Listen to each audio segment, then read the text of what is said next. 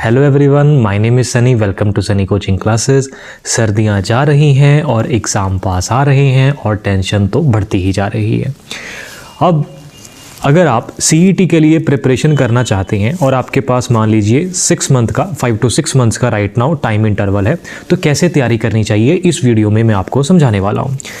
अब this year CET 2023 के लिए जो बच्चे तैयारी कर रहे हैं वो दो तरह के हो सकते हैं। या तो वो बच्चे होंगे जिन्होंने अभी +2 के बोर्ड एग्जाम्स देने हैं जो टेंटेटिवली नेक्स्ट मंथ से स्टार्ट हो जाएंगे, और या फिर हमारे पास ड्रॉप ईयर के बच्चे हो सकते हैं, ड्रॉप आउट्स हो सकते हैं। तो दोनों को मैं 1 by 1 समझाने वाला हूँ।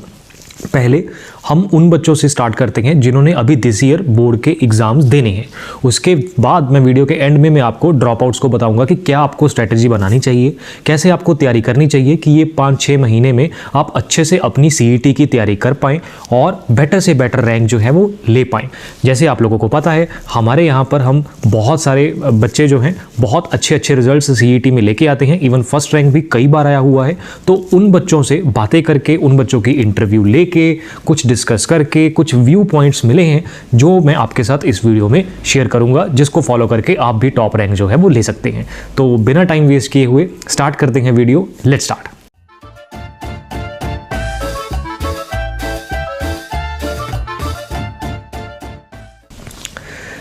तो सबसे पहले ये वीडियो का सेक्शन जो है मैं उन बच्चों को समझाने वाला हूं जिन्होंने अभी दिस ईयर +2 के बोर्ड एग्जाम्स देने हैं, ठीक है।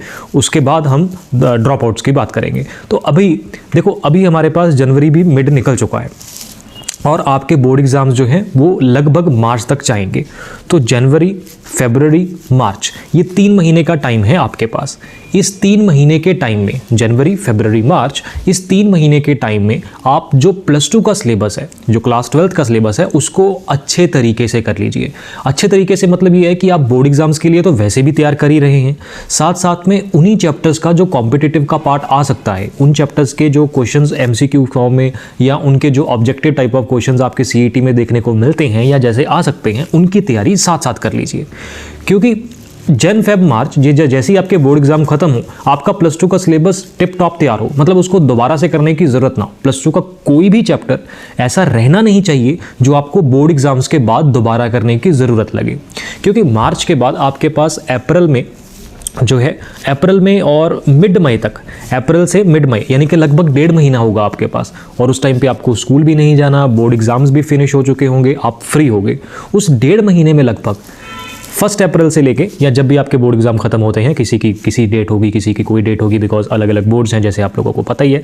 तो आपके लास्ट बोर्ड एग्जाम से लेके मिड मई तक, लगभग 15 मई तक, जो 1.5 महीने का आपके पास लगभग टाइम मिलेगा, इस 1.5 मंथ में आपको +1 का सिलेबस इन डेप्थ रिवाइज कर लेना चाहिए। क्योंकि आई नो दैट 1.5 महीने में पूरा +1 का सिलेबस करना टफ हो सकता है, बट क्रैश कोर्सेज में या जब आपके पास बिल्कुल ही टाइम 2-3 महीने होता है, उसमें पूरा +1-2 करना पड़ता है, वो और भी टफ होता है। तो 1.5 महीने में पॉसिबल है, हो सकता है, बिकॉज आप लोगों के पास और कोई उस टाइम पर काम नहीं है, स्कूल नहीं जाना, कोई क्लासेस नहीं चल रही होंगी, आपकी रेगुलर स्कूलिंग नहीं हो रही होगी, बोर्ड एग्जाम्स की तैयारी खत्म हो चुकी है, यू आर फ्री। बस उसमें फ्री माइंडसेट में नहीं चले जाना कि बस अभी तो बोर्ड एग्जाम दे के हटे हैं तो थोड़ा रिलैक्स करते हैं, ये चीज़ नहीं करनी है। ये रिलैक्स वगैरह CET के बाद करिएगा। चलो, मिड मई का टाइम आ गया, 15 मई। अब 15 मई से आपको क्या करना है, फुल सिलेबस के मॉक टेस्ट पेपर्स की प्रैक्टिस शुरू कर देनी है। फुल सिलेबस के सैम्पल पेपर्स हो गए, फुल सिलेबस के जो मॉक टेस्ट पेपर्स हो गए, ताकि आपको पता चल सके कि किन चैप्टर्स को, किन सब्जेक्ट्स को आप ज़्यादा टाइम देते हो, किन सब्जेक्ट्स को आप कम टाइम देते हो। Because there will be negative marking, right. CET में नेगेटिव मार्किंग है और आपके पास टाइम बहुत लिमिटेड होता है, ईच क्वेश्चन को 1 मिनट भी नहीं मिलता प्रॉपरली। तो आपको उसके अकॉर्डिंगली स्ट्रैटेजी बनानी है, अपनी टाइमिंग्स इंप्रूव करनी है। टाइमिंग्स इंप्रूव तभी होएगी जब आप फुल सिलेबस के मॉक टेस्ट पेपर्स को मल्टीपल टाइम अटेम्प्ट करेंगे। तो 15 मई से लेके, पता नहीं है एग्जाम कब होगा, हो सकता है जून मिड में चला जाए, हो सकता है जून एंड में चला जाए, जुलाई स्टार्टिंग चला जाए। टिल नाउ हमारे पास कोई भी ऑफिशियल डेट नहीं है। तो आपके पास 1 महीना मिले, आपके पास 1.5 महीना मिले, जितना भी टाइम मिलेगा उसमें आप फुल सिलेबस की मॉक टेस्ट की प्रैक्टिस तो कर ही रहे हैं, एक बार क्विकली रिवाइज कर सकते हैं अपना पूरा सिलेबस CET का। अब अगर कोई एक्स्ट्रा टाइम मिल जाता है, जैसे अब मैं तो ये प्लानिंग आपको बना के दे रहा हूँ कि जून के स्टार्टिंग में मान लो एग्जाम आ गया, मान लो मिड जून के बाद होता है एग्जाम, आपको 15-20 दिन या 1 महीना लेट से एक्स्ट्रा मिल जाता है, तो उस एक्स्ट्रा टाइम में आप पूरा सिलेबस जो है एक बार क्विकली रिवाइज कर सकते हैं। लेकिन ऐसा पहले से मत सोच के रखना कि हमें ये एक्स्ट्रा टाइम मिलेगा, जैसे अभी मैं +1-2 का सिलेबस कर रहा हूँ तो ये चैप्टर छोड़ देता हूँ, मैं एंड में कर लूँगा। ऐसा नहीं करना, क्योंकि मान के यही चलिए कि एंड में आपको कोई भी एक्स्ट्रा टाइम नहीं मिलेगा। मिल जाए तो अच्छी बात, नहीं मिले तो हम कवर्ड रहें। और ये हाफ ईयरली कोर्स हमने न्यू स्टार्ट किया है वैसे सीईटी के लिए, जिसमें ये हमारा यूनिक प्रोपोजिशन, हमने प्रोग्राम तैयार ही इस तरीके से किया है कि हम अभी पहले जो जैसे मैंने बताया कि +2 के चैप्टर्स हम पहले करवाने वाले हैं, क्योंकि +2 के चैप्टर्स अभी आपके बोर्ड एग्जाम्स में भी चल रहे होंगे, उधर भी तैयारी में काम आ जाएंगे। तो ये कोर्स डिज़ाइंड ही इस तरीके से है। ये हाफ ईयरली कोर्स अगर आप ज्वाइन करते हैं या हमारे साथ अगर आपने किया हुआ है, तो आप वही +2 के चैप्टर्स हम पहले करवा रहे हैं, ताकि आपकी बोर्ड एग्जाम्स की तैयारी भी साथ साथ होती रहेगी और आपका कॉम्पिटिटिव भी कवर होता रहेगा। तो आप डेफिनेटली बोर्ड में भी आपको ये कोर्स बहुत हेल्पफुल रह सकता है, क्योंकि इसमें आपका +2 का सिलेबस ही पहले कवर हो जाएगा। बिल्कुल बेसिक लेवल से करवा रहे हैं, बिल्कुल बेसिक हो जाएगा, फिर आपके उसके एडवांस टाइप के क्वेश्चंस जो आपके सीईटी में आ सकते हैं वो भी इसमें कवर हो रहे हैं। तो ये हाफ ईयरली कोर्स भी आप जो है वो ज्वाइन करना चाहें तो इस डिस्प्ले नंबर पे हमें व्हाट्सअप कर सकते हैं। अब हम चलते हैं ड्रॉप आउट्स के लिए। जो बच्चे ड्रॉप आउट्स हैं वो इन 5-6 महीने में तैयारी कैसे करें।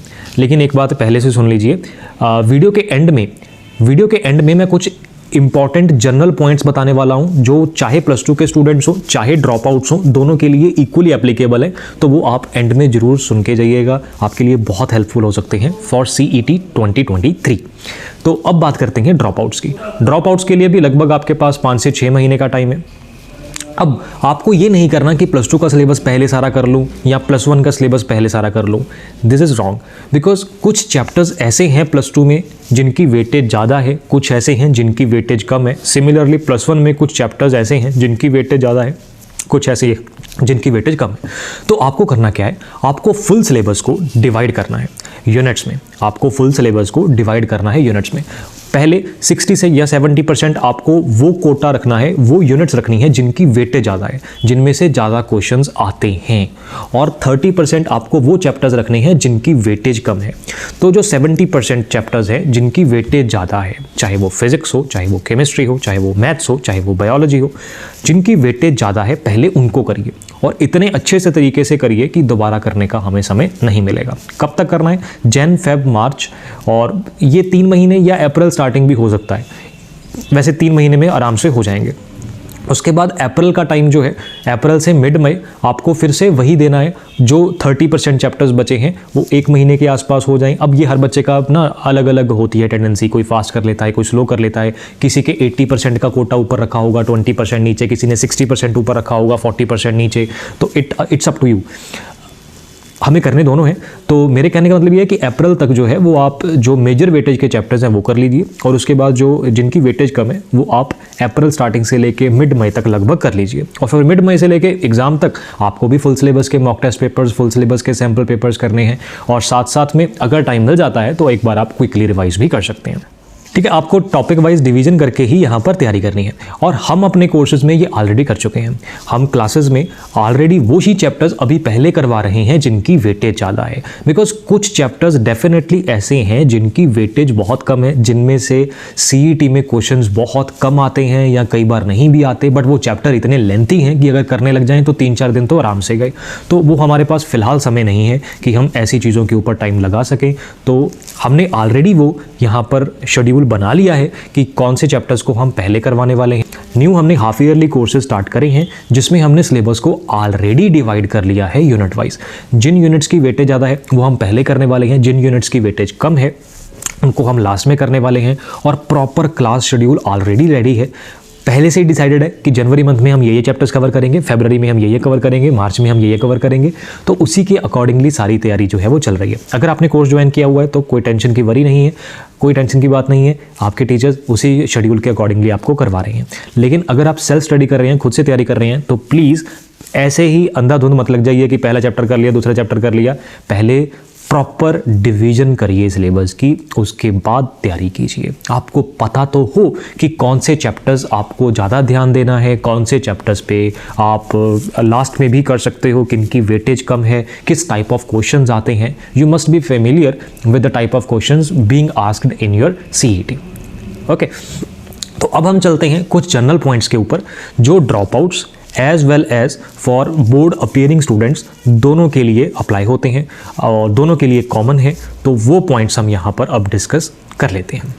पहला क्वेश्चन, तीनों सब्जेक्ट्स में से कौन सा इजी कौन सा मुश्किल। देखो ट्रिकी हो सकता है ये बात, लेकिन पिछले साल मतलब 2022 में CET में मैथ्स रिलेटिवली आसान रहा था as compare to physics and chemistry. Physics moderate थी, केमिस्ट्री 2022 में थोड़ी सी टफ लगी बच्चों को। बायोलॉजी कुछ टॉपिक्स इजी, कुछ क्वेश्चंस इजी, कुछ क्वेश्चंस टफ। क्या हर बार मैथ्स इजी आता है? नहीं, ऐसा नहीं है। मुझे याद है 2018-19 की बात है, उस टाइम पे मैथ्स बहुत टफ आया था। मतलब 2018 की बात है या 19 की बात है, बच्चों का बहुत बुरा हाल हो गया था मैथ्स में, इतने लेंथी क्वेश्चंस आए थे। कुछ बच्चे रो रहे थे कि इतना मुश्किल कैसे ये डाल दिया। फिजिक्स केमिस्ट्री उस टाइम पे इजी थी। तो ऐसा नहीं होता कि हर बार ही ये सब्जेक्ट इजी रहेगा, हर सब्जेक्ट ही मुश्किल रहेगा। मैंने आपको दिस ईयर ट्रेंड के हिसाब से बता दिया, क्योंकि बहुत सारे बच्चे ये चीज़ पूछ रहे थे। लेकिन आप तैयारी टफ से टफ करके चलिएगा, क्योंकि कोई पता नहीं होता टफ रहे, मैं पहले से ही बोल रहा हूँ, ठीक है। तो ऐसा कोई थंब रूल नहीं है कि ये पर्टिकुलर सब्जेक्ट इजी रहेगा, ये पर्टिकुलर सब्जेक्ट टफ रहेगा। आपको टफ से टफ की तैयारी करके चलनी चाहिए तीनों सब्जेक्ट्स की, क्योंकि कोई पता नहीं होता कि किसका सब्जेक्ट कौन से ईयर में टफ रह जाए, कौन सा सब्जेक्ट कौन से ईयर में इजी रह जाए। ये हमारी मेंटेलिटी है कि हमें जब बहुत टफ चीज़ देख लेते हैं तो उससे कम टफ ईजी लगने लगती है, या कोई चीज़ ईजी देख लेते हैं तो उससे टफ चीज़ हमें टफ लगने लगती है। तो please do not follow that. आप तीनों सब्जेक्ट्स की इक्वल अच्छे से तैयारी करें। नेक्स्ट, वेटेज वाइज आपको डिवीजन कर लेनी चाहिए। चाहे आप +2 का सिलेबस कर रहे हैं, चाहे आप +1 का सिलेबस कर रहे हैं, सारा +2 का एक साथ नहीं, सारा +1 का एक साथ नहीं। +2 में आप डिवीजन कर लीजिए कि ये चैप्टर्स की वेटेज ज़्यादा है, इनको मैं पहले करूँगा, इन चैप्टर्स की वेटेज कम है, इनको मैं बाद में करूँगा। हमने ऑलरेडी क्लास शेड्यूल, ये जो new half yearly course start करा है, उसी के अकॉर्डिंगली बनाया हुआ है, उसी के अकॉर्डिंगली पढ़ा रहे हैं। अगर आप सेल्फ स्टडी कर रहे हैं तो प्लीज़ आप प्रॉपर शेड्यूल बनाइए अपने हिसाब से। अपने टीचर से डिस्कस कर सकते हैं, अपने सीनियर से डिस्कस कर सकते हैं और उसको फॉलो कीजिए। प्रॉपर रूटीन को फॉलो करना है। ऐसी नहीं है कि कभी कुछ पढ़ लिया कभी कुछ पढ़ लिया, आपको प्रॉपर फॉलो करना पड़ेगा। अभी कुछ टाइम में स्कूल्स, शायद कुछ बच्चों को कुछ स्कूल्स फ्री कर देते होते हैं, मतलब स्कूलिंग क्लासेस बंद हो जाती हैं, घर बैठ के आप बोर्ड्स की तैयारी करते हो। गोल्डन अपॉर्चुनिटी है गाइस, ये गोल्डन अपॉर्चुनिटी है। आप कॉम्पिटिटिव को साथ साथ तैयार कर सकते हो, क्योंकि होमवर्क नहीं मिल रहा। जो चैप्टर करो इतने अच्छे से करो कि वो सब्जेक्टिव का भी हो जाए, ऑब्जेक्टिव का भी हो जाए, मतलब बोर्ड्स का भी हो जाए और CET का भी हो जाए। अब आपको डेली ईच सब्जेक्ट की प्रैक्टिस करनी है। ऐसा नहीं है कि आज 2 दिन मैं फिजिक्स कर लेता हूँ, कल 2 दिन केमिस्ट्री कर लूँगा। समटाइम्स वो बोरिंग हो जाता है, और कोई सब्जेक्ट आपको बोरिंग लगता है, अगर मान लो लेट से किसी को केमिस्ट्री या मैथ्स बोरिंग लगता है, तो उसको लगातार फिर वो 2 दिन मैथ्स करना टफ रहेगा, वो मैथ्स नहीं करेगा और मैथ्स पीछे रहता जाएगा। Do not follow that. Daily proper time बना दीजिए कि मुझे इतने आवर्स ईच सब्जेक्ट को डेली देने हैं। शेड्यूल बना लीजिए, किसी को मॉर्निंग में फिजिक्स करनी है, किसी को दोपहर को केमिस्ट्री करनी है, किसी को शाम को करनी है, वट एवर यू लाइक, जैसे आपको अच्छा लगे वैसे फॉलो कीजिए। बट डेली एक fixed time interval each subject को आपको देना पड़ेगा, ठीक है। डेली फिक्स्ड टाइम इंटरवल आपको ईच सब्जेक्ट को देना है। अब पढ़ना क्या है? पढ़ना क्या है? क्या बोर्ड एग्जाम्स की बुक कॉम्पिटिटिव के लिए, सब्जेक्टिव्स के लिए इनफ होती हैं? तो आंसर इज़ नो, ऐसा नहीं होता। आपको CET के लिए, CET में कुछ selected type of questions, selected chapters particularly जिनकी वेटेज ज़्यादा है उनकी प्रैक्टिस ज़्यादा करनी चाहिए। कुछ पर्टिकुलर क्वेश्चंस हैं जिनके रिपीट होने के चांसेस ज़्यादा रहते हैं, जिन टाइप ऑफ क्वेश्चंस में से मैक्सिमम क्वेश्चन आते हैं, तो उसके अकॉर्डिंगली ही आपको प्रैक्टिस करने की ज़रूरत है।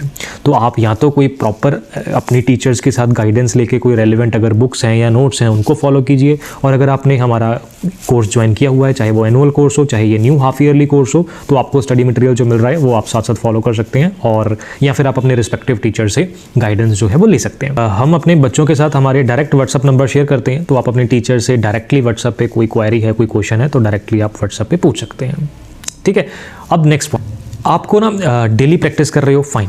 हफ्ते में मिनिमम 1 दिन, weekly minimum 1 day in a week आपको एक ऑब्जेक्टिव टेस्ट अपना देना है।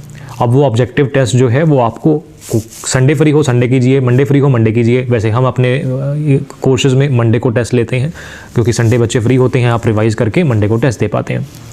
वट एवर यू लाइक, हफ्ते में एक दिन, पिछले हफ्ते में आपने जो भी पढ़ा है, पिछले 7 डेज में आपने जो भी स्टडी करा है, मे बी एक एक 2 2 3 3 चैप्टर्स आपने ईच सब्जेक्ट के करे होंगे, उसका आपको ऑब्जेक्टिव टेस्ट रखना है और उस टेस्ट में से आपको स्कोर कैलकुलेट करना है, आफ्टर नेगेटिव मार्किंग कैलकुलेट करना है और ये आपको प्रोग्रेस देखनी है। जैसे इस वीक आपका टेस्ट में लेट से 50% आए, नेक्स्ट वीक देखिए कितने आते हैं, नेक्स्ट वीक देखिए कितने आते हैं, ये इंक्रीज़ होने चाहिए। अगर कांस्टेंट रह रहे हैं या डिक्रीज़ हो रहे हैं तो आपको स्ट्रिक्टली गाइडेंस की ज़रूरत है। आप अपने टीचर से स्ट्रिक्ट गाइडेंस लीजिए कि ऐसे प्रॉब्लम शेयर कीजिए कि ऐसे ऐसे हो रहा है, हम कैसे प्रैक्टिस करें, कैसे इंप्रूव करें। तो आपको मतलब वीक में एक दिन तो टेस्ट रखना ही है, बिकॉज बिना टेस्ट के ना हमें पता नहीं है। मैं बुक खोलता हूँ, मुझे लगता है कि हाँ ये भी पढ़ा हुआ है, हाँ ये भी पढ़ा हुआ है, हाँ ये भी पढ़ा हुआ है, आता ही है, बट कैसे पता चलेगा कितना आता है कितना नहीं? न्यूमेरिकल सॉल्व करने आते भी हैं कि नहीं, कैलकुलेशंस में फंसते हैं कि फार्मूले भूल जाते हैं कि क्या प्रॉब्लम क्या है ना? तो वो प्रॉब्लम आपको टेस्ट देने से पता चलेगी। मिनिमम हफ्ते में एक टेस्ट ईच सब्जेक्ट का आपका होना चाहिए। जौन से मर्जी डे, जौन से मर्जी टाइम आप रख सकते हैं अगर आप सेल्फ स्टडी कर रहे हैं। अगर हमने कोर्स ज्वाइन किया हुआ है हमारा, चाहे एनुअल है चाहे हाफ ईयरली है, तो हर मंडे आपका वीकली टेस्ट हो ही रहा है और आप अपने अकाउंट को लॉगिन करके अपने पिछले सारे टेस्ट का स्कोर वहाँ पर या ग्रेड देख भी सकते हैं।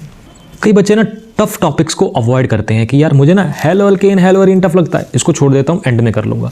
नहीं, ऐसे नहीं करना। मैं एग्जांपल के लिए ये चैप्टर का नाम बोला, ज़रूरी नहीं कि यही हो। किसी बच्चे को कोई चैप्टर टफ लगता है, किसी बच्चे को कोई चैप्टर टफ लगता है और बच्चे क्या करते हैं कि इसको अवॉइड कर देता हूँ, एंड में कर लेंगे। That is completely wrong. आपने शेड्यूल बना लिया है, जो चैप्टर्स की वेटेज ज़्यादा है उनको पहले रख लिया है, जो चैप्टर्स की वेटेज कम है उनको बाद में रख लिया है। Strictly follow that. ऐसा ना करें कि ये सब्जेक्ट या ये चैप्टर मैं बाद में कर लूँगा, बाद आती नहीं है। अभी जो आपने शेड्यूल बनाया है कि इतने इतने टाइम में मुझे ये चैप्टर्स करने हैं, उसको फॉलो कीजिए, ठीक है? ज़्यादा दिमाग मत दौड़ाइए, रिलैक्स, मोटिवेटेड रहिए। अब बच्चों को एक सीईटी, फॉर एग्जांपल सीईटी का एग्ज़ाम पैटर्न कैसा रहता है, उसमें सब्जेक्ट कौन सा इजी रहता है, किस सब्जेक्ट का कौन से चैप्टर से क्वेश्चन ज़्यादा आते हैं, कैसे डेली प्रैक्टिस करनी चाहिए, कितने टाइम देना चाहिए, ऐसे बहुत सारे आपके मन में क्वेश्चन होते हैं। तो इनका आंसर ना मैं एक वीडियो में दे नहीं पाऊँगा। तो हमने जो अच्छे अच्छे रैंक वाले बच्चे होते हैं उनकी इंटरव्यूज़ अपने यूट्यूब चैनल पर डाली हुई हैं। तो मैं पॉइंट ये कहना चाहता हूँ कि आप अपने सीनियर्स, वो बच्चे आपके सीनियर हो गए राइट, क्योंकि वो ऑलरेडी सीईटी क्लियर कर चुके हैं और अभी आप देने वाले हो। आपके जो सीनियर्स हैं या वो बच्चे जिन्होंने एग्ज़ाम ये अच्छे रैंक से क्वालिफाई करा हुआ है, अगर आपको कोई पर्सनली भी जानता है तो आप उनसे भी गाइडेंस ले सकते हैं। उनकी बातें सुनिए, उनसे आपको मोटिवेशन भी मिलेगी। उनकी इंटरव्यूज़ देखिए, आपको एग्ज़ाम के बारे में छोटे छोटे कई सारे पॉइंट्स जो हैं वो पता चलेंगे। ऐसा नहीं कि पढ़ाई छोड़ के सिर्फ हम इंटरव्यूज़ ही देखेंगे, no no no no. Week में एक दिन हो गया या वीक में 1 घंटा हो गया, आधा घंटा हो गया, जब भी आपके पास समय है। और अगर आपके पास कोई सीनियर डायरेक्टली कांटेक्ट में है, आपका कोई कज़न है या फ्रेंड है, तो उससे पूछ लोगे तो वो उससे भी बेटर है, ठीक है? नहीं तो आप इंटरव्यूज़ बच्चों की हमने यूट्यूब पे डाली हुई हैं, बहुत सारे, इवन फर्स्ट रैंक बच्चों की है, 4th रैंक के है, अलग अलग रैंक के बच्चों की है, वो आप देख सकते हैं। उससे आपको आइडिया हो जाएगा कि उन बच्चों का माइंडसेट कैसे था, उन्होंने कैसे तैयारी करी, है ना? बहुत सारे क्वेश्चंस के आपको आंसर्स मिलेंगे, तो वो भी आप जो है वो देख सकते हैं। फुल सिलेबस के sample papers, mock test papers बहुत बहुत ज़रूरी होते हैं।